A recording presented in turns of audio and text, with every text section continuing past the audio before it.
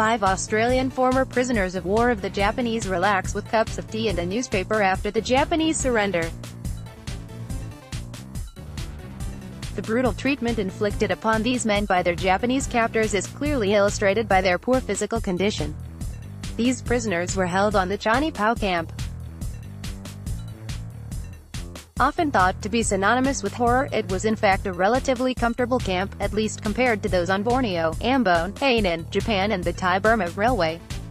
The Japanese used the POWs at Chani for forced labor. Men were made to work in the docks where they loaded munitions onto ships. They were also used to clear sewers damaged in the attack on Singapore. As the end of the Pacific War approached, rations to the POWs were reduced drastically.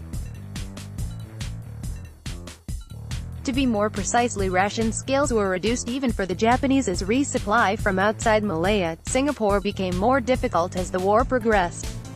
It must be noted that at the same time Japanese frontline troops were dying of starvation in New Guinea, and turning cannibal if eyewitness accounts are to be believed.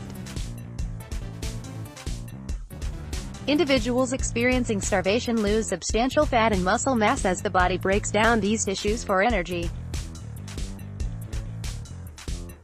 Depending on the level of starvation, the full recovery might take as long as 1 year. There have been cases when prisoners have died from eating too much afterwards.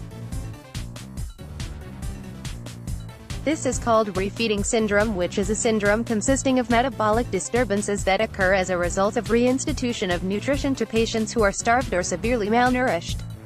That's why recovering patients are only to be given water, milk, and juices for the first 3 to 5 days of recovery. When individuals who are starving suddenly get given a bunch of food, their body switches quickly from eating itself to rebuilding.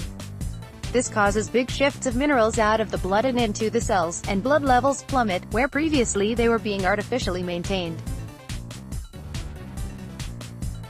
It's actually got a mortality rate of about 20%.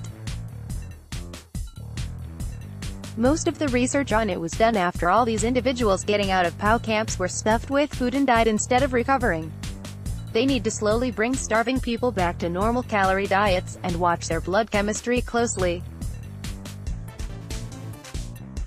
Interesting fact, the newspaper the soldier was reading is Daily Express, dated September 5, 1945.